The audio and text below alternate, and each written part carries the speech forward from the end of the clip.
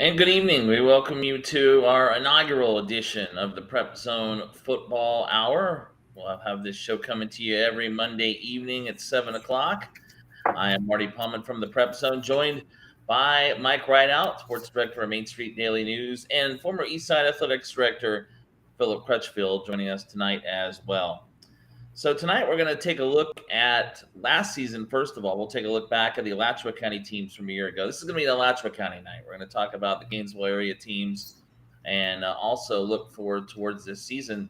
And this season starts this week. So, guys, we are at game week. And in fact, we get started Thursday night with our broadcast schedule. It's going to be a heck of a start. Columbia and Buchholz coming up Thursday night at Citizens Field. Friday night, Vanguard and Gainesville will play at Citizens Field.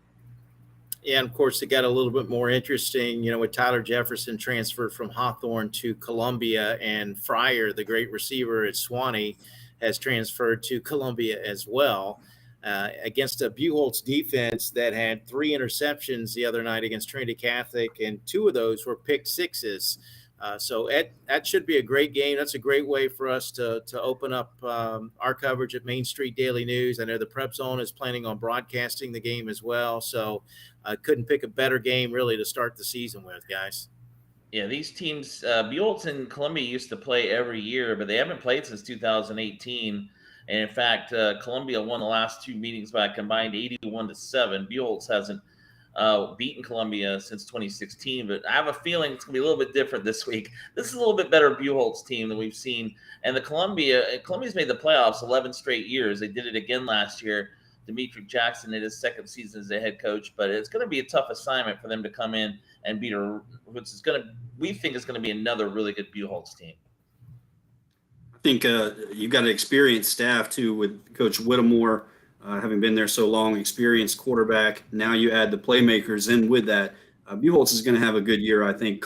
Columbia does travel well. I think it'll be a big time environment for the game, so it should be the pressure should be on for both teams. Yeah, of course, Buchholz having to replace Quan Lee from last year, who's at UCF now. But, Creed Whittemore, the UF commit at quarterback again. Don't see why Buchholz can't have another big year. Last year, they go to the state semifinals. And, of course, they had to play St. Thomas Aquinas, and that their season ended there, which is kind of the reason why we've changed the classifications. It's different this year. Buchholz no longer in 7A. They're what's called 4S, I believe. Yeah, I was going to say, don't even get me started on the classifications. I hate them.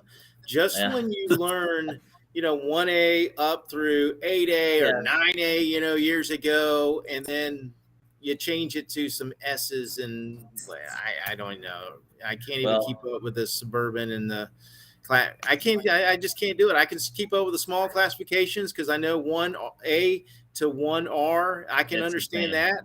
But beyond that, it's going to take me a little while to learn all this mess. Yeah, I think go ahead. Sorry. I think the FHA is trying to be responsive to their membership. There seems like always a strong desire to have that public league, but FHA dances to the beat of the state legislature with state statutes. So I don't think there's any desire for Tallahassee. So the FHA is trying to help both ways by splitting the rural, suburban, and urban now. As our administrative athletics director expert, Philip Crutchfield, saying the political aspects of it. I like that. And you're right. You're right about that. It's exactly what it is. But we're going to stick more right now to the football side of it. And looking back on Buchholz last year, and again, they advanced to the semifinals, state semis, first time since the 90s, 1991, in fact, or 95, pardon me. But then they had to play St. Thomas Aquinas. That's just it's not really fair. So that's exactly why we're having the changes we have. But the other team that we haven't talked about yet was Hawthorne. Hawthorne last year advanced for the second year in a row to the state championship game. And unfortunately, for the second year in a row, they came up short. In fact, this year, just 1 point short to Madison County. But the Hornets are back. And as Mikey said, 1A is the same. It's basically 1R, we call it now. And I think Hawthorne's, going to be a team to watch again this year. As long as CI is coaching there, I think you're going to see Hawthorne up there almost every year. Yeah, and in fact, I wrote a story about, Buchholz and Hawthorne, which team was going to win state, because I feel like those two teams have the best opportunity in Alachua County, with Hawthorne, as you mentioned, coming so close in the state championship game. You and I broadcast that game on 106.9 FM IM Country last year. This Hawthorne team is loaded with Division I talent on both sides of the ball. I mean, last year's offense averaged 34 points a game, 33.9 points per game. We'll see if, losing Tyler Jefferson to Columbia, I think will have a somewhat small effect, but CJ Ingram, who is the son of Cornelius Ingram, right, is going to be their quarterback. So the question will be, obviously he's very talented. We see what he can do on the basketball floor, but now rolling into his sophomore year, can he be that good on the varsity? He may not have to be. They've got so many running backs in the backfield. Brian James is returning. I don't even want to say some of the transfers that they've gotten in yet, but I mean, they are loaded in the backfield. So he may not have to be that good at quarterback for them to win a state championship. And then, you start with Jalen Ruth, obviously, on defense. So there's just so many things to like about this Hawthorne team. I think that they're hungry. Obviously, they came so close this past year. They were there the year before. They are ready to kind of finish the deal. And I think this year the Hawthorne does it. Yeah, that experience piece matters too. They've been there, done that. And the only thing I think maybe the hiccup is it is the third starting quarterback in 3 years. So does that come into play? Right.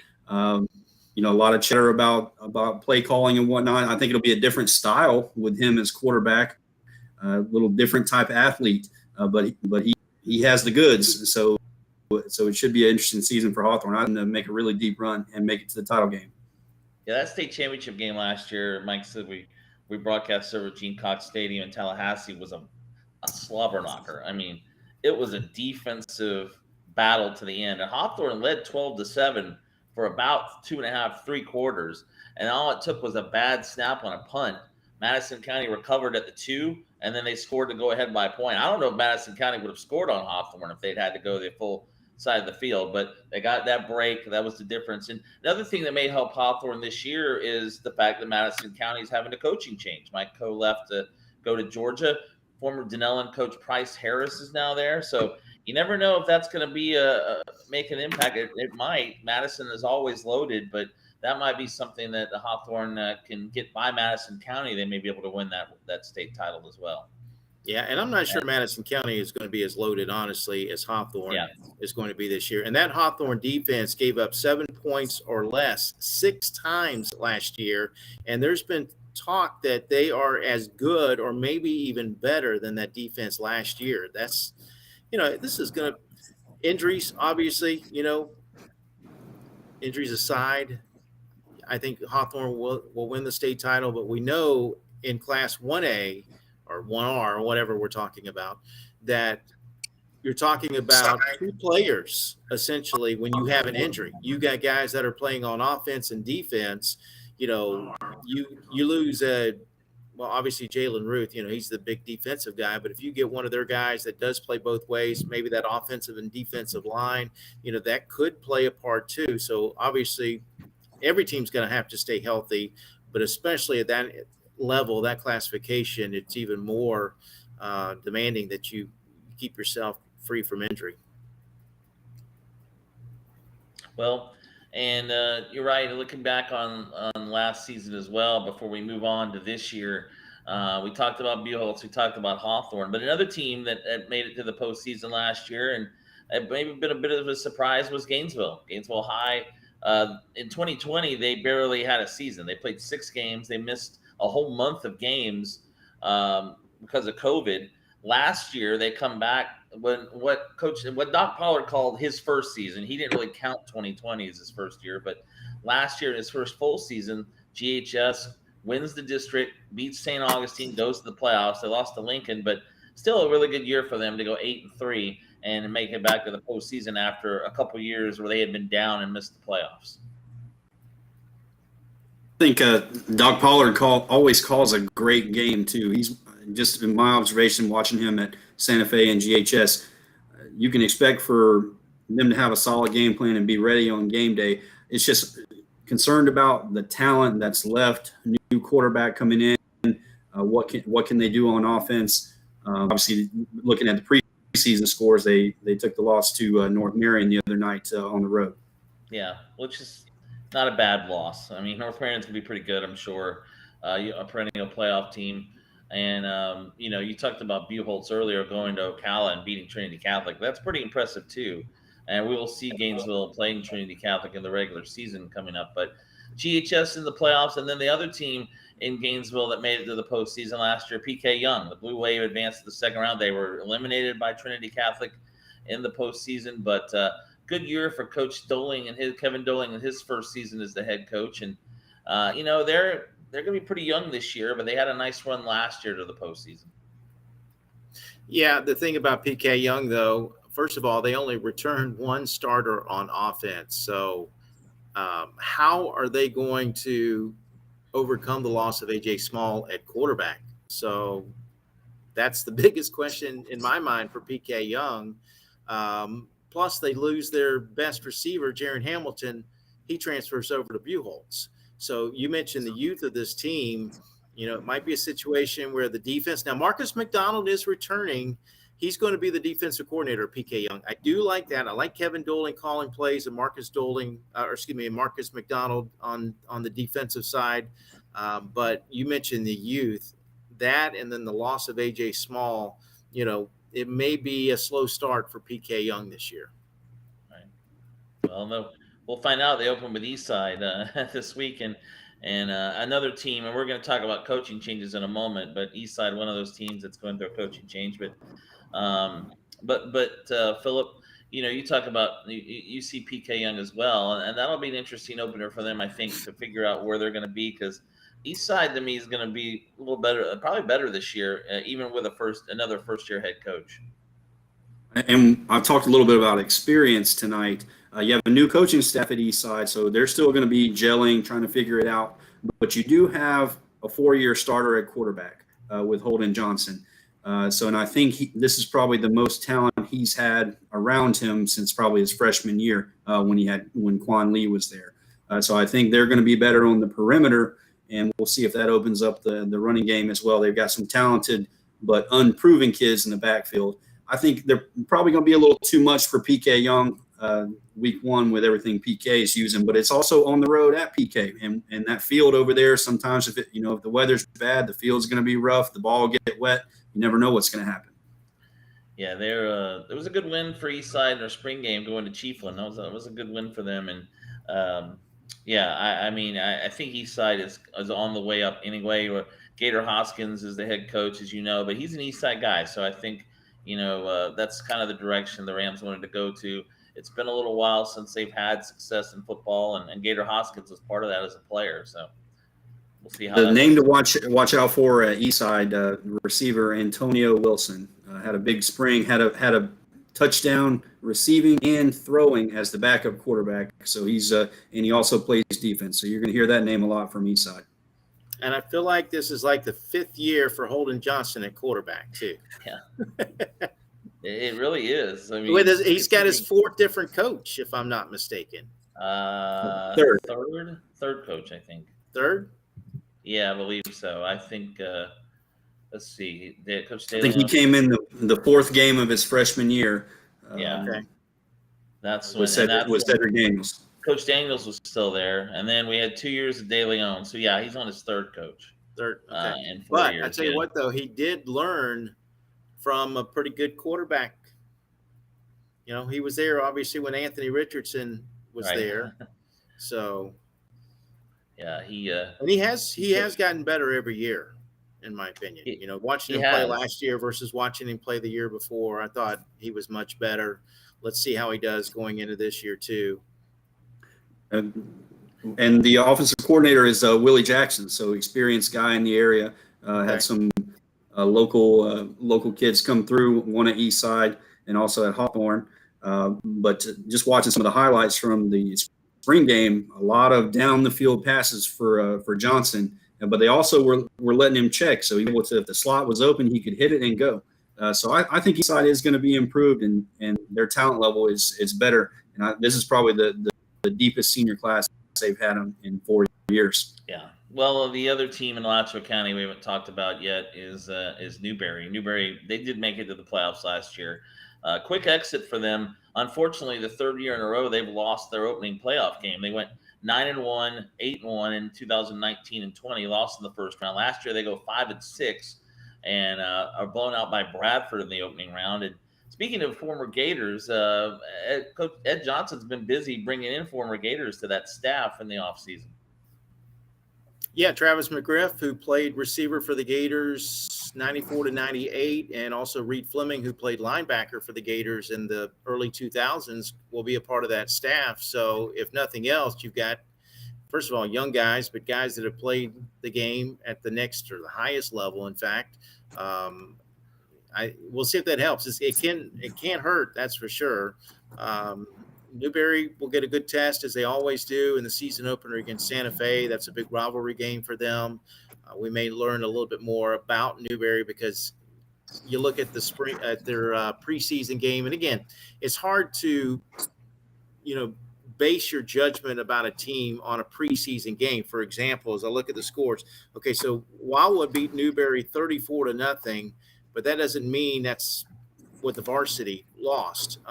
Case in point, Trinity Catholic lost to Buchholz in varsity action 28-7, right, but the final score was printed as 55-14. So right, try not to pay attention to all of those preseason scores because they're not a good indicator of just how good or bad a team could be. But I do think that we will learn a lot about Newberry, and we'll learn about, Santa Fe. They got a new coach in Joe Szymanski, so that'll be a good measuring stick for both those teams early in the year. Yeah, new coach at Eastside, as we said, with Gator Hoskins, Harold Hoskins taking over. New coach, we'll talk about a little bit later in St. Francis, and new coach at Santa Fe, as you just said. And Joe Szymanski, another guy who is a Santa Fe grad, played on the Santa Fe state championship teams of the early 90s, has been kind of moving around as an assistant coach. He was just most recently at Union County, and now he'll move into the Santa Fe job. And Santa Fe is another place that needs some stability. I mean, they're on their fourth coach, I believe, in 3 years now. And it's just been a tough road. Last year, they didn't win a game. And, it's just been a tough road for Santa Fe. I think Szymanski will do well. He is a graduate of Santa Fe. He played for that last state championship game team. What was it, 94, I believe, right, when the Raiders won the state. So he comes from Union County. He's been a head coach. He was a head coach a couple of years at Interlochen. So he does have head coaching experience. But being able to coach with Andrew Thomas over there at Union County, I think will benefit him a great deal. And it may take him a little bit of time to kind of get back, as it may for Harold Hoskins as well. So, and even the coach over at St. Francis Catholic, James Langham. I mean, he's got to take over a program that went 0-20 in their last 2 seasons. Right. And I do like the staff at Santa Fe.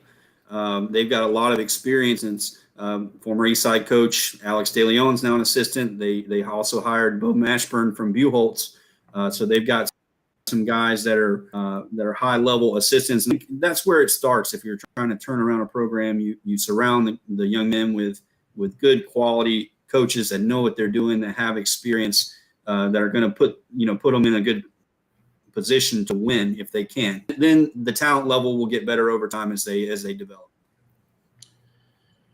Well, let's go ahead and take a quick break. We've been talking for a little while now, but when we come back, we'll look ahead. After looking back from last season, look ahead a little more to this season, talk about some games coming up this week, in fact, as we look forward to the opening week of the high school football season, which starts here Thursday night, as this is the first edition of the Prep Zone Football Hour, live tonight, and we'll be on every Monday 7 to 8 coming up during the football season, and we'll come back here in just a moment. The all-new 2 for $5 menu at Sonic. Choose a Fritos chili cheese wrap, small jumbo popcorn chicken, or a quarter-pound double cheeseburger. Just $5. The 2 for $5 menu, only at Sonic or in the app.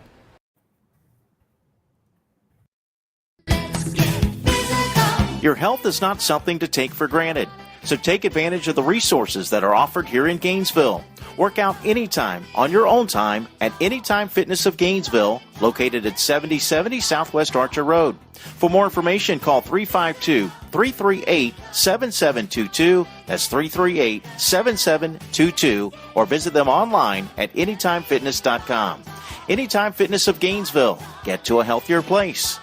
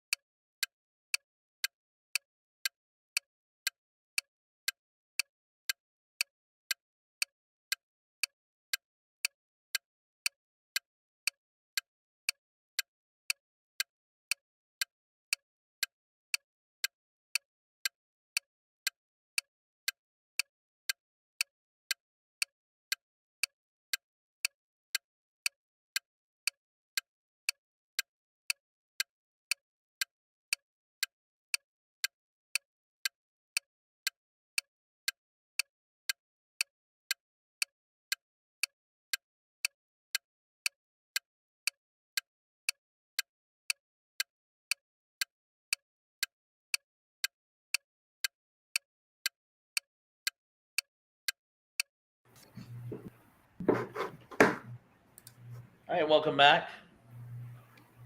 As we welcome you tonight to the first edition of the Prep Zone Football Hour, opening week of the football season. Last week, kickoff classics, and here in Alachua County and around North Central Florida. I'll probably maybe get into some of the rural classification teams here in just a moment.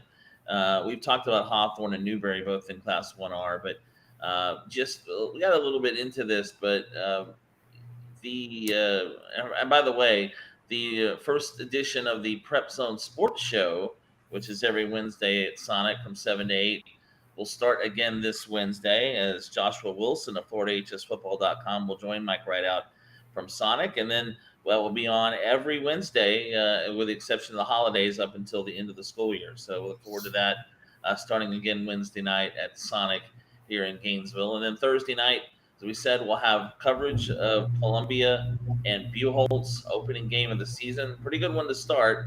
And I'll be on the call with Cam Parker. That's coming up Thursday night with a 7 o'clock kick. And we'll be on the air around 6:30 from Citizens Field. And then Friday night, Mike will be at Citizens Field as well for Vanguard in Gainesville. And I think this is a really good opening week. I mean, we kind of it's one of those things we've seen now with the schedules changing and teams playing other teams for points. But it used to be, Buchholz and Eastside played every year opening week, but that's changed. And now you see a game like Buchholz and Columbia, and then Vanguard and GHS and Eastside playing PK Young. All pretty good games to start the year, all rivalry games. Yeah, and just to follow up, about the show, first of all, on Wednesday at Sonic Drive-In, our first one of the year, we had the pleasure, you and I, being joined on the show by the Buchholz cross-country team, which went on to win a state championship. We had the Santa Fe volleyball team on the show last year. They won the Class 4A state title. That was their first in school history. We had the Bradford boys basketball team out of Stark on the show. They won their first basketball title in school history. Seems like we have one more state champion on last year. But yeah, I mean, that's the fun thing about doing the show is we get to talk with the students and the athletes from the local schools. Sonic feeds the team that comes out. We've been doing it for 10 years now. So really enjoy doing that show. And thanks to Joshua Wilson, for the things he's done for, Florida high school football and being a guest on the show at the beginning of each year for us. So looking forward to the Wednesday night show. And then you mentioned Friday, I'm going to have the pleasure of being joined by former Gator and former Hurricane as well, and current Newberry volleyball coach, Hank Rollin. He's going to be my color commentator on Friday night for Gainesville and Vanguard, 106.9 FM, I Am Country, but also going to be a part of the streaming video broadcast that the Prep Zone is doing as well. And, as you say, I'd be remiss if I didn't mention. Speaking of Newberry and Santa Fe, another rivalry game to open the season, and a game that we wouldn't talk about, but it always is a big game. And Santa Fe, Coach Szymanski trying to break, his first game will take on the Panthers, and then, sorry, I don't know, and live show. Eastside and PK. We I talked didn't know about you that. had pets. I don't. There's somebody outside. Somebody's got a dog outside my apartment door. But Okay. of course. But yeah, we're looking forward to Thursday night. As you said, Hank Roan's going to join you on Friday night, and we'll see if how Newberry volleyball does this year as the season goes on. But you're right, the Prep Zone show. I think, did you mention Bradford boys basketball we had on last year? They won state. Yeah. You're right. There's one more I'm forgetting that I'm gonna have to think about. But Keystone Heights boys weightlifting. They won their second straight state title. They were on the show after they won state as well. I think I'm going to have to come on the Wednesday thing before I go buy a lottery ticket next time. I know, right? Well, sometimes those teams are on after they win, but sometimes they're on before. And the Buchholz cross country was the only one that we didn't have on after. We had them on before they won the state title, so we can at least take claim for one state title. That's true. So, volleyball season also is starting this week as well. So, the first two sports that get going are volleyball and football. But, looking at the game on Friday night, GHS, and again, it's hard to tell because, it's the first game of the year. Vanguard always seems like they're loaded. I mean, 11-1 again last year, made it the third round of the playoffs. But Gainesville's going to have some issues in the fact that their quarterback is gone. And that's another team we can talk about. Williston, with Coach Robbie Pruitt taking over, get those confused, is already Williston's kind of getting a lot of publicity. And now Shuby Coleman is at Williston. So Gainesville going to break in a new quarterback. He's a transfer from Eastside who was playing JV last year, Mason Zwilling. Definitely a different style quarterback than Shuby. So we'll see what they can do. I think Doc's going to have to be at his best this year to adapt to the talent and the changes. But I think we'll find out pretty quick if they're going to be able to play, because Vanguard, year in and year out, Vanguard is one of the best looking eye test teams there is in the of all the games I go to. It seems like Vanguard always looks the part, and so they're they're going to be up in your face on the edge. They're going to be blitzing there, and they're going to be a quick team. So I think you're going to find out pretty quick about GHS if they're for real or it's going to be a long season.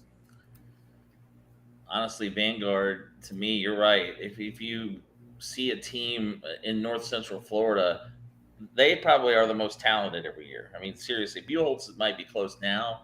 Vanguard always, as you said, looks the best. Unfortunately for Vanguard, it seems like every year in about the third or fourth round of the postseason, they either run into a team from Orlando and Jones, and they make a few too many mistakes, too many penalties, and they lose. Last year, they lost by 2 at home to Orlando Jones. So, you're right. Vanguard is very dominant during the season. Just can't find a way, and it's tough to win a state title. We know that as well, but. Vanguard, there have been Vanguard teams in the past that I thought were going to win state titles and just came up a little bit short. And one of the things, Marty, that I found pretty interesting in the article that you wrote for the Star Banner and Ocala about Vanguard is the fact that I'm getting feedback for some reason. That's right. But the comment that about Coach calling the offensive or coaching the offensive line this year, so Edward Farmer has always been, the coach for the defense, and now he's going to be coaching the offensive line this year. So I thought that was pretty interesting. Yeah, and he was had a chance to talk to him at the North Central Florida Football Media Day, and yeah, he was pretty excited about it. I think he just is one of those things where he wants to try something new, and he's the head coach, so he can do that. I don't think it'll affect a whole lot at Vanguard, and maybe one of those things where as the head coach, sometimes your assistant coaches do a lot of the work. You want to get in and coach your own position, but that's going to be. And Vanguard does play. I think they do play Buchholz later. So yeah, they do. Yeah, that's right. That's the next thing that I was going to mention, that even though Vanguard is opening up against Gainesville, Buchholz will actually have to make the trip to Booster Stadium. That game will be, I believe, week 3. Right. Actually, a little bit later, September 23rd, Buchholz will travel to Vanguard. In fact, that's a game that we're going to broadcast on the radio, 106.9 FM, and I believe there's a possibility that the Prep Zone might be broadcasting that game as well. I mean, you guys know we'll mention that at some point when you release your full schedule. But that's 2 tough matchups there for Vanguard. Because they have to come here to Citizens Field, and Coach Farmer has talked about how tough it is to win at Citizens, but then also to have to play against a team like Buchholz, even though they're hosting the Bobcats. That's still going to be a tough matchup. A good measuring stick too for both of those programs. If you're a GHS or Gainesville High School, Marty, I'm concerned a little bit if I talk Pollard, because you start with Vanguard, then you're on the road back to back with Bishop Moore in Orlando and then Trinity Catholic.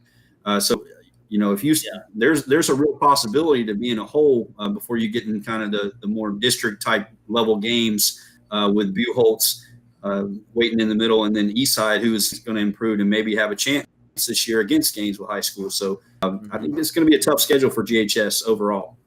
And plus the thing that what happens when you win, you go from being the hunter to the hunted. Yeah, well, that's part of what you're saying is, for Buchholz, for Gainesville. And last year they got off to the start. They beat Bishop Moore at home. They beat Trinity Catholic on the road, like 13-6 and 7-3. They were defensive slugfest. But that's what got Gainesville going last year, was winning those 2 games, which nobody thought they were going to win probably. And then they got rolling, winning the game at St. Augustine. And they have to go to St. Augustine again, which is kind of odd, but because of the classification changes, GHS, and really it's the same district, obviously just a different number and name. But, that might come down to Gainesville and St. Augustine again. But, yeah, I think they're going to have to find someone at quarterback. And John Cooper can make up for a lot of that. But then again, they lost Kyrie Edwards to Williston, too. So Gainesville, without their quarterback from last year, their top rusher, yeah, it's going to be a bit of a challenge. And, of course, both those are at Williston. So we lost Phillip there. But yeah, that will be an interesting game to start. By the way, Vanguard's schedule is just, they play GHS, then they're at Niceville week 2. Don't know what Coach Farmer was thinking here. At Denellen, then Leesburg away, Buchholz home, at Bellevue, North Marion at home. They play Carroll City at home October 28th before closing with the rivalry game at Forest. So it's an interesting mix of area teams and out of area teams for Vanguard. And by the way, Buchholz, I believe, in week 2 plays Sarasota Riverview, Sarasota. So that's going to be quite a test for them as well after the game this week against Columbia. Yeah. So there's a saying, though, Hawthorne, you look at what they did. I think they played maybe one 1A school last year. That's the key, is to beef up your schedule. And that's what helps you get ready for the postseason. Again, you got to stay healthy, but those are games that will help you in the long run. I think, for Vanguard, a team that's been, as you mentioned, year in, year out, that seems like they're always can't get to the state semifinals, but they're right there at the region final on the outside looking in. So, those tough schedules will help you. Well, unfortunately, Philip is having technical difficulties. We hope he will rejoin us, but here in just a moment. But Thursday night, we mentioned Buchholz, Columbia, and this is another game, Mike, where Columbia, by the way, Columbia now has made the playoffs 11 straight years. So, and of course, 10 of those were with Brian Allen as the head coach. Demetric Jackson took them back last year. Unfortunately, they lost to Riverside, or Lee, as they used to be known, in the opening round. But, it seems like the 2 teams here between Columbia and Buchholz has kind of switched. Columbia used to be very dominant. They haven't been as dominant the last few years. And now Buchholz seems to be the dominant team in this area. So this, again, the game they used to play every year. And I think Buchholz will be looking for a little bit of revenge too against Columbia, even though they haven't played in 4 years. Yeah. Also, I mentioned Tyler Jefferson earlier. He is a Mhm. Central Michigan University commit. So you've got him going against, Whittemore for Buchholz, who's a Florida commit. But a good matchup to watch is Columbia's safety, kind of a linebacker too, Jaden Robinson. He had originally committed to South Carolina, and then he got offered an opportunity to go to Florida. So him against Jaron Hamilton, who is the transfer I spoke earlier about from There he PK is. Young. He's an Alabama commit. So there's going to be a lot of Division I talent running all over that field on Thursday night. Yeah, that is true. And that is one thing that Columbia has been known for a while. And Buchholz kind of has picked up that now with the D1 talent lately. And most recently with, Trent Whittemore at Florida, and now his brother Creed, who is a commit to Florida. Their coach, Mark Whittemore, he went to UCF, which is interesting. But, of course, he played at Buchholz, too. So Buchholz has had that whole Whittemore connection. And they have one more, apparently. Still one more kid coming through there. But, yeah, And he likes it's football too. I asked Coach about it. He said, yeah, he's going to be a football guy. So, and we've talked about a lot about Gator players, but we mentioned the two at Newberry, assistant coaches Travis McGriff and Reed Fleming. Also the also head coach at Doc Pollard at GHS is a Gator, former Gator as well. And now you have at Columbia in his second year, Demetri Jackson, who was a former Gator. All those years at Fort White, he took over Columbia last year and got him back to the postseason. And it's a tough assignment because Columbia is Columbia County's school. yeah. You better win there. And although Fort White is technically, and it is in Columbia County, Columbia High School is the team in that county, in the school. Yeah, no question. It's a big game. It's not one of those games that, being the first game of the year, it's a make or break your season type game, but it is a good barometer test just to find out after all the preseason drills and preseason game, exactly where you're at going into the season. For Buchholz, they got a tough schedule, very tough schedule. You mentioned the tough schedules that are coming up for some of these area teams, and Buchholz is certainly another one that will play a very tough schedule this year. So I'm looking forward to it. Should be a great game. I know you're going to get a chance to broadcast the game. It should be a fun one to broadcast. Well, welcome Philip back. Sorry about that, guys. Just random power failure, so I'm on the backup laptop. All right. Well, yeah, a little bit of rain and lightning in the area today, but as usual this time of year. But we were just talking more about the Columbia Buchholz game, Philip. And, we mentioned Eastside a little bit earlier, but it seems like it's been this was Eastside at one point in the middle 2000s when Kent Johnson was there. They were the program in this area. I mean, and it has been a while, though. Even though Jeff Parker won a district title one year, it's been a while since not only has Eastside not beaten GHS or Buchholz, they haven't really been competitive lately. But I mean, Right. I think that's going to change. Yeah. Well, you've got to look at it structurally too. There's a lot of factors that go into being successful as a team. Sometimes they're in your control, sometimes they're not in your control. And I think a lot of this has to do with zoning. If you look at the enrollment numbers at Eastside, when they were really rolling, they were more even with GHS and Buchholz. And now, as far as their football population, I would equate them more to in line with Newberry as far as that enrollment, because you do have the two big magnet programs there with IB and culinary, and they're, have a high percentage of female students. So it may hurt you in football and help you in other sports. So I think Eastside, they've got to keep their kids at home, and that's the bottom line to be successful. So I'm thinking Coach Hoskins, that's the emphasis for him, is reconnecting with the community.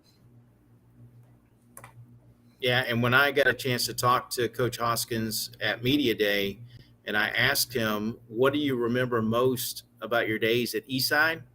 He said winning. So like you said, Marty, I mean, they used to win. And I think that kind of mentality, that mindset, that's going to rub off on the players, at least initially. Now, obviously, if they start losing that negative mindset, knowing that they haven't had a winning season since 2018, that could set back in. So I think that's why it's important. They open up with PK Young on the road. That's certainly a winnable game for them on Friday night. And I think if they can get off to a good start, that could end up boding pretty well for Eastside. Mark Whittemore had some really nice things to say about Gator as well. He feels like he's going to turn that program around. And as you said, it's only been 4 years since Eastside's been in the playoffs. That's true. And unfortunately, though, it's been a while since, district championship and that kind of thing. And Philip and I have talked about this too, a pretty heavy senior class this year for Eastside as well.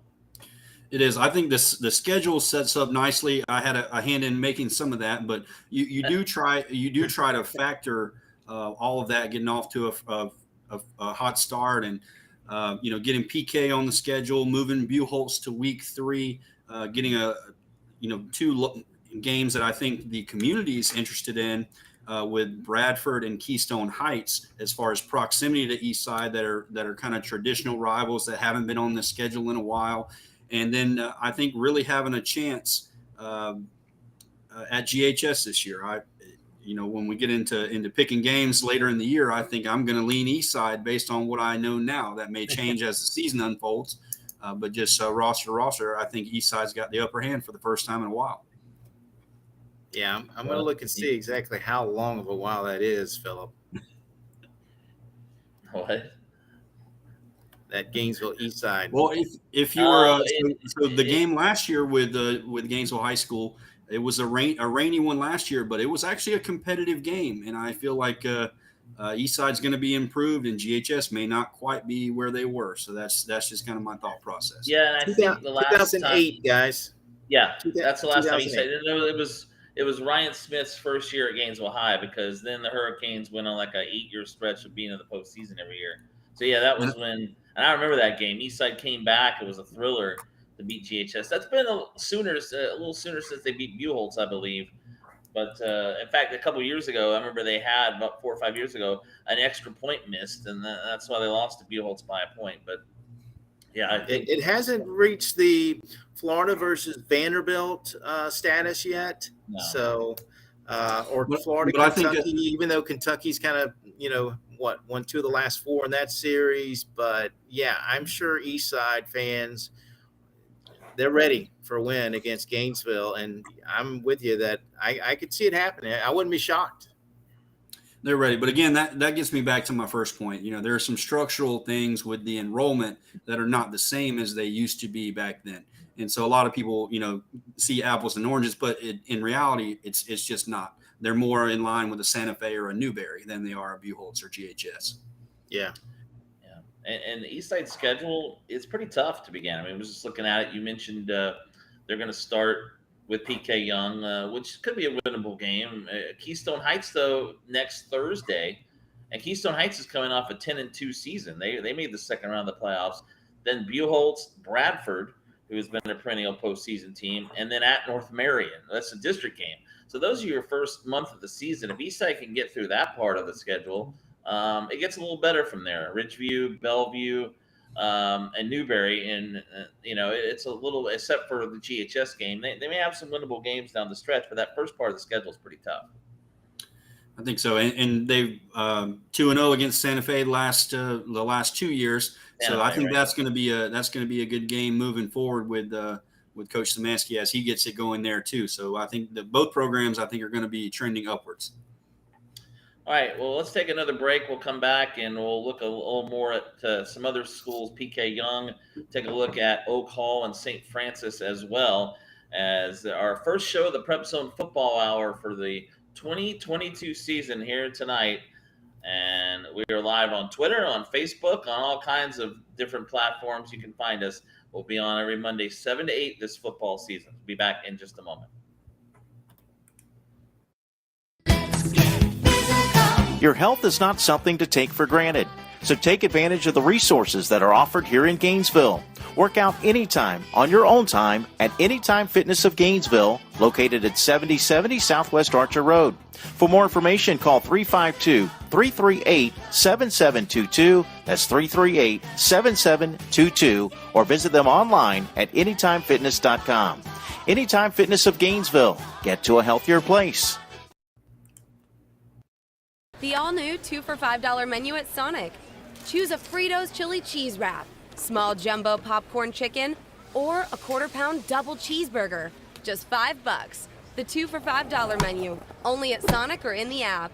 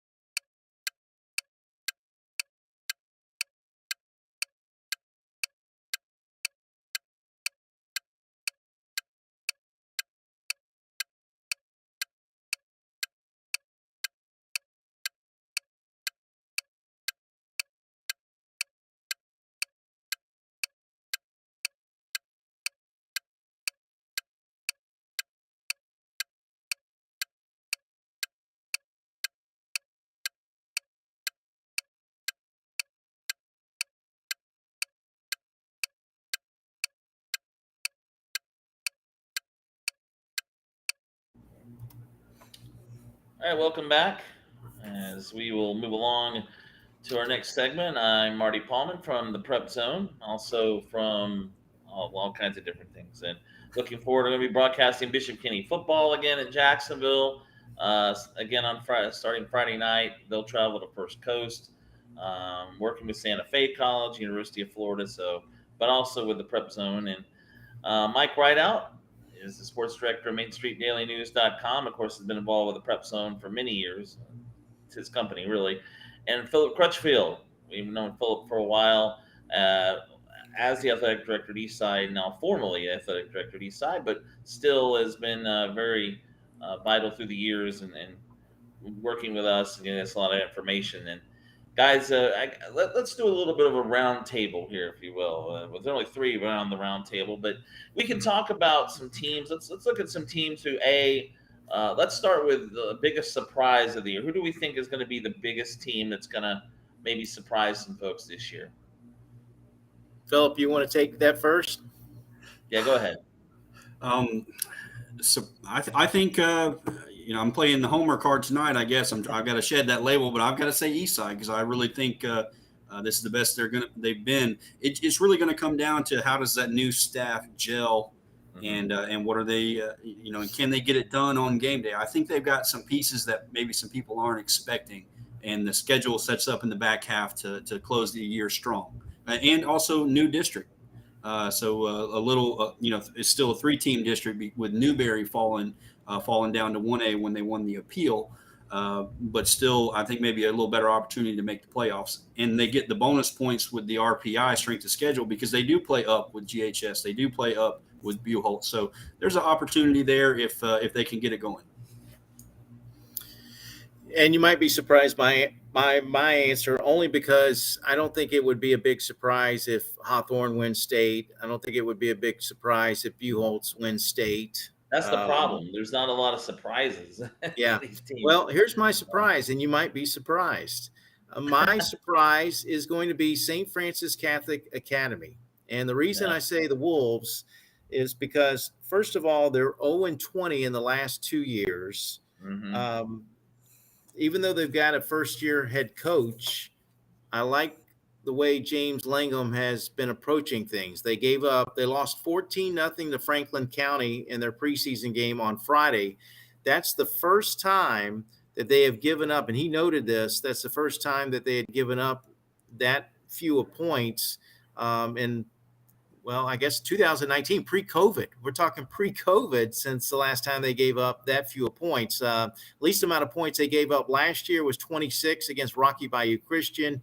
2 years ago, the least amount of points they gave up was 19 against St. Joseph Academy. As I mentioned, they went 0-10 both of those seasons. They went 3-8 in 2019, and that was the last time when they gave up 15 points against St. John Paul II of Tallahassee. So, again, they've only got to win one game, and it's an improvement, right? So yeah, it might be an easier pick there, but Mhm. That's going to be my biggest surprise at St. Francis Catholic. If they can just win one game, I think it's certainly something positive they can move forward with, because they were outscored last year 427-60. So, he's got his hands full there at St. Francis Catholic. Mike, Yeah, Mike, and we, just a comment about St. Francis too. If you look at their schedule, I mean, they travel such a long distance to find games. It's tough.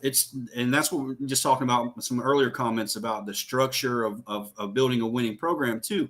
Some of that is out of your control, and I think they got to find a way to elevate that program so they can get into a little more local competition, so the kids want to play there. Yeah, and we've known Scott McDaniel a long time, from Buchholz, the football coach there, and at St. Francis, and you could kind of tell that things have been tough there. I mean, it's been tough to get players, it's been tough to get athletes and numbers. So with Coach Mack moving into the AD spot, and that's good for him. He needs it. He's been coaching for so many years, so I think that's well deserved.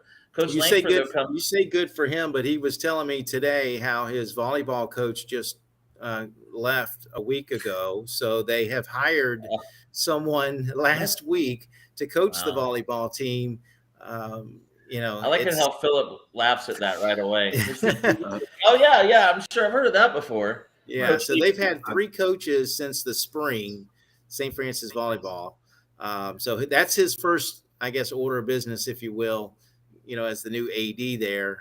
So he said, yeah, I'm pulling my hair out and I don't have any hair to pull out. So, but getting back to football, they were pretty young last year too. So they have a lot of those guys back. I think that, you mentioned the schedule, Philip. They actually have to go to Largo this week to take on, let's see, they're playing Indian Rocks Christian on the road. Mhm. They've got to go to Osceola Christian. They've got to go to St. Joseph Academy in St. Augustine. They've got to obviously play Oak Hall. That'll be a tough matchup. Bronson might be a winnable game. Bronson has a new coach as well. The game at Bell at the end of the season. I like my chances, guys, of them winning a game this year.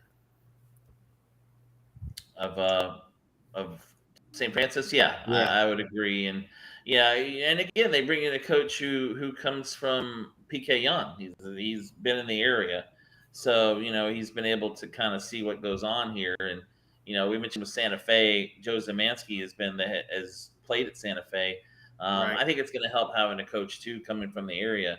But you're right; all they have to do is win one game, and it's an improvement. But in another school too, and you mentioned Oak Hall. Oak Hall once again this year will be in the independent as an independent. Sorry, they'll play in the Sunshine State Conference again, try to win a title. But this is the 5th year for RJ Fuhr. Last year, his team was the number 1 seed going into the postseason. They lost the opening round to Santa Fe Catholic, who won the state title in that division. So Oak Hall's got, and he said, a very young team as well. His offensive line basically consists of freshmen and sophomores, so it'll be an interesting season for them. And of course, I think Coach Fuhr, he always runs a first class program, and I think it just comes down to, do they have the players? And I think they're going to make a run and be improved. So I agree. I think that's a great pick. I was just going to add that, a couple of years ago, they had dropped down to 8-man football and they still made a championship game appearance. So Coach Fuhr obviously knows what he's doing over there. I think they'll be, I think they're potentially a playoff team again. They've got a nice little streak going. What are the 8th, looking for their 8th straight season where they've had a winning record? Yeah, I believe you're right. That all started with Coach DiBernardo. When he took them and they had an undefeated season. In fact, under Coach DiBernardo, won their first conference title. But Coach Fuhr's done a good job to continue that. Yeah, 2 years ago they were playing 8-man football. 2020, the COVID year, they had to drop the 8-man football, and then they nearly won a state title. They got all the way to the state championship game, and then last year going back to 11-man. And they've got the numbers there. It's as you say, they'll play St. Francis. But other than that, they're going to be playing some of those teams like St. Joseph, St. Augustine, Quincy Monroe, and they'll see how that goes as well, as they're going to play on the independent side once again. Well, PK Young last year, we talked a little bit about the Blue Wave earlier. They, I think it was the second time in 3 years made it to the second round of the playoffs. They did under Coach McDaniel, Marcus McDaniel last year. Coach Kevin Doling led them to a 8-4 season, but it's been a pretty good run for the Blue Wave lately. Although, Mike, as you mentioned, there's one guy that they're going to have to find a replacement for, AJ Small, who pretty much did everything, including play quarterback for them. Well, they lost 16 seniors, so it wasn't just AJ Small, but he is obviously the difference maker, or was the difference maker for that football team. And we saw right away what happens when he went down with that injury against Trinity Catholic. They were a totally different team last year. For PK Young, it could be a long season, because we talked about how important it was for Eastside to get off to a good start, with a new coach. They're trying to bring back that winning tradition. Eastside is playing at PK Young, but for PK Young, the following week they go to Hawthorne. So they could be quickly 0-2, and with a young team could work, negatively in that mindset. So for some of these teams, it's really essential to try to get off to a good start. And PK Young's one of those teams because of their youth, because of the fact that, they could be 0-2 after their first 2 games. Just speaking on PK replacing quarterback, as far as we talked eye test earlier about Vanguard, that young man was one of the more impressive players in the area. I had the chance to watch him twice in person over the last 2 years, and just a game breaker to the max. And so that's going to be a big hole to fill. And then you've got the receivers leaving, one through graduation, transferring. It's going to be an uphill climb for PK. Yeah. Yeah, and it sounds like it, and unfortunately, that's kind of been the story for PK Young. Coach John Clifford very consistently through the years had them in the postseasons. Then they had a long run of drought there, but we've seen at least a little bit of a comeback from the Blue Wave program, and hopefully they'll see if they can find a way back to the postseason here in 2022. Well, as you look around too, we talked about head coaching changes in Alachua County, but I wanted to talk too about some of the changes that are going on outside in the Tri-County area, which we'll cover as the season goes on. But speaking of Mike, I mean, I think every program almost outside of I think has a new coach this year in that area. I mean, yeah, 5 of the 6. Joey Whittington at Bell. He's the only one that's still there. 10th year. He's the dean, and he's the AD there as well. But every other school, I believe, is going through a change this year, except Newberry and Hawthorne. Those 2 won-our schools as well. Yeah, that's right. And Bronson would have probably had their head coach if it hadn't have been for the little skirmish that they had in the spring game with Chiefland. In fact, Chiefland had some guys that eventually the FHSA did not suspend, but Chiefland decided to suspend some of their key guys against Eastside in their preseason game this past Friday. But for Bronson, they lost Russell Hawley. He stepped down, I want to say he stepped down that night right after the incident happened back in May. So, we'll see. They got an interim coach this year. I don't know what to expect with Bronson this year, but, the other coaches, Chiefland has a new coach. I really like Coach Corbin. Dixie County has a new coach. Trenton and Williston, Robbie Pruitt. So, yeah, 5 of the 6 teams in the Tri-County area will have a new head football coach this year. Specifically in that 1A class, though, it's the pressure is on in those small town environments. The community is very active, very involved. They want to win, and those coaches start to feel that pressure, and it's not easy to win. And I think that's that's been shown around the area in that class. And of course, we've seen in that what was 1A, now 1R, the rural classification. These are the teams that usually play for state titles. The Hawthorns recently, Newberry did years ago. Chiefland won a state title in the 90s. Last year, they made it to the state semis. And you mentioned, Mike, too, Chiefland having to replace Coach Gore with Coach Corbin. And their team coming off, they were just 1 game short of the state championship game last year. Madison County knocked them out. And that makes me wonder if the team that Chiefland beat last year, Union County, by 2 points, if we can watch out for them again, because they nearly made a run last year. When we mentioned Hawthorne, but Union County should be good again, and Coach Andrew Thomas isn't going anywhere. No, I think Union County is going to be really good this year. Chiefland is going to be really good for a couple of reasons. Number one, they've got a really good backfield. Number two, they got a guy by the name of Jonathan Adams, who was a part of our Main Street Daily News all-area defensive team last year. He had 85 tackles, 24 tackles for a loss, 12 sacks last year. And, oh, by the way, he was just an 8th grader. So, yeah. That's crazy. Well, but they're going to be – I think they're going to be good. With that ground game and that defense, I think Chiefland is they're going to be pretty good. They've got a nice little test late in the year, about mid-October against Florida High out of Tallahassee, which was in the Final Four in 3A last year. So, yeah, Chiefland, I think, will be the best team in the Tri-County area this year. Somebody in the I think it's still too early for Williston. Well, that's my next question. Can Williston, who was 1-8 last year, do you automatically think, can Coach Pruitt work magic and have Williston in the playoffs or really improve this team in his first year? Or is it going to take a little while for him, maybe a couple of years, to get Williston back up to speed? I think just adding that quarterback piece, that gets you a few wins, because Shuby Coleman's a player, and so you put that in a proven system. I think that maybe gets you back to maybe an average to a winning record, and that's a marked improvement. But that's what a good coach can do for you. They'll put a system in place that'll let the kids be successful. I'm looking forward to Union County Hawthorne. That's my game of the year, as far as that's a state title level game, in my opinion. Yeah, that one will be in Lake Butler too. Yeah, and that game in the past has been really good. I mean, and then again, they could play in the playoffs again. Who knows, the way that those two teams have been going. But yeah, I think you're right. That might be the game of the year in the area. Although, as I said earlier, that Buchholz Vanguard game, I think, is going to probably be a game to watch coming up about week 4 later in September. Well, guys, I don't know if we want to pick games this week or maybe do that another time, but we have been here a little over an hour now, and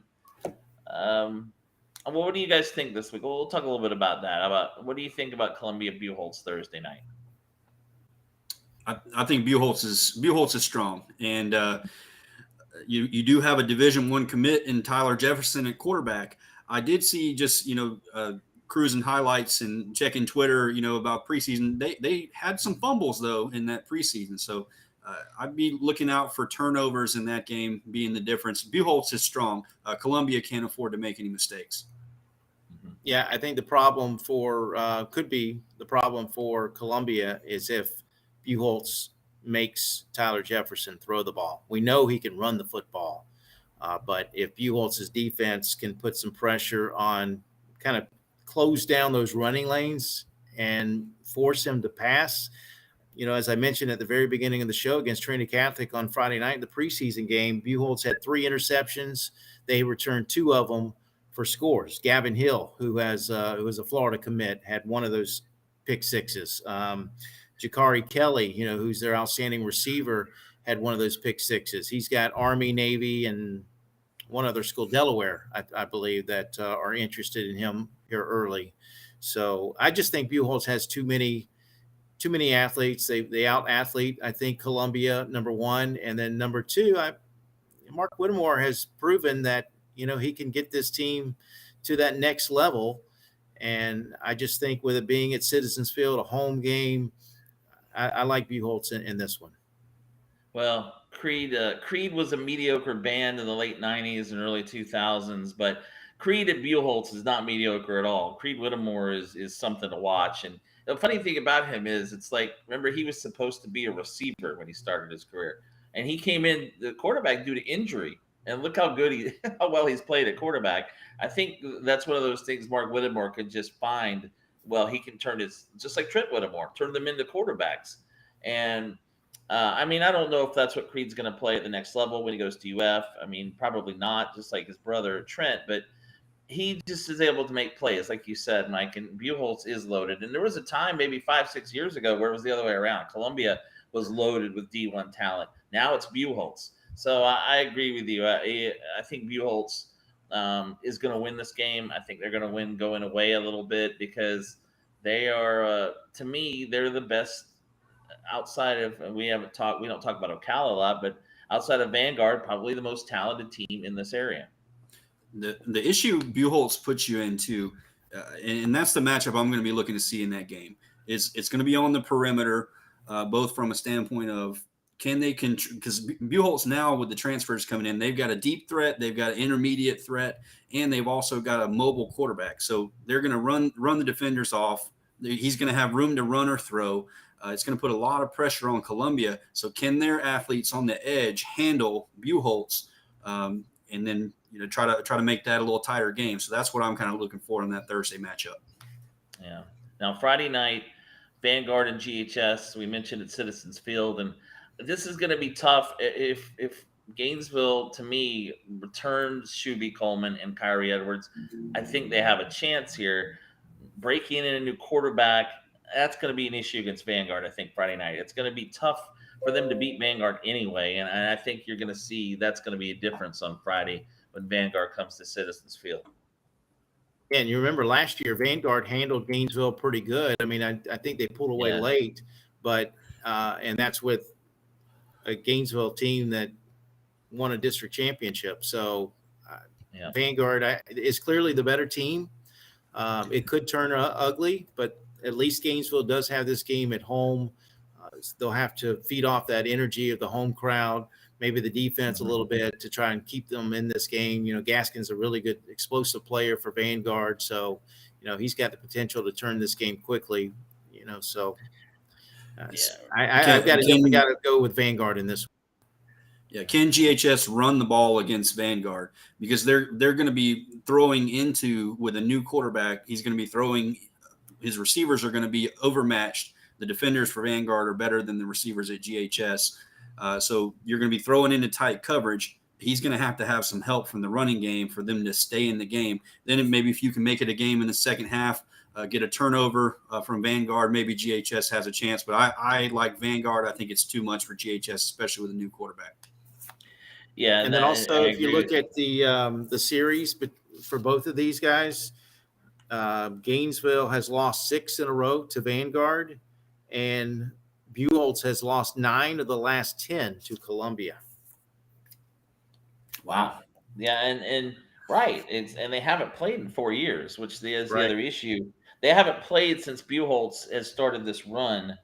And, that's another interesting thing. Yeah, you're right. Gainesville and Vanguard were in the same district for a long time. They played every year. They played some barn burners in the playoffs, maybe about 8-9 years ago. But, yeah, Vanguard has definitely kind of gone past GHS a little bit on the talent side. Now, also looking at this game, Newberry and Santa Fe is traveling to Newberry, right? Yeah, this game's at Newberry.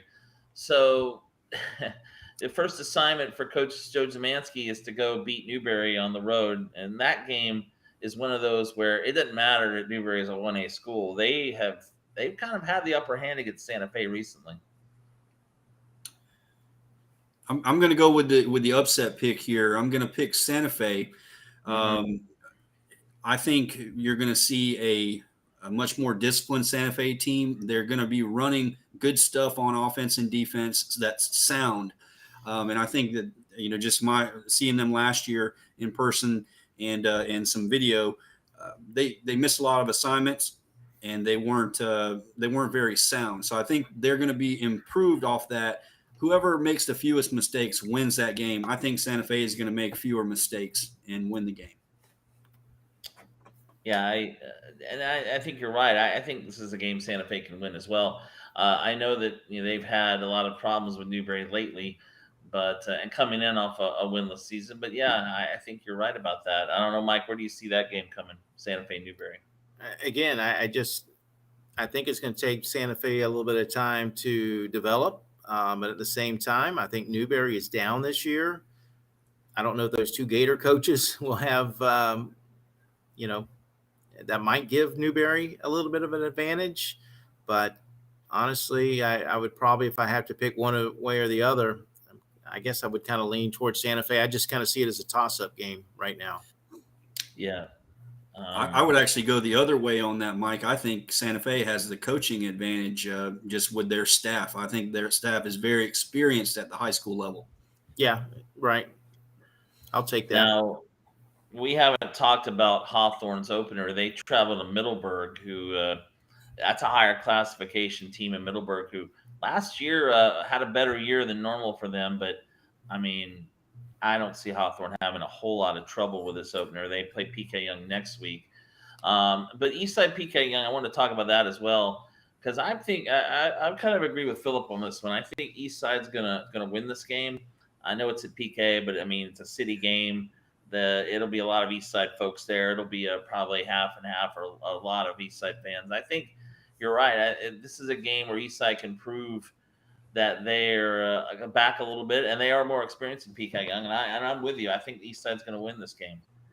So I've got to pick Eastside against PK because I did pick them as my surprise team. I think they will get off to a start off as a win. My one concern with Eastside that I noted in the Chiefland game, they played the varsity in the first half, but I did see they had a hard time running the ball. Chiefland has a big front.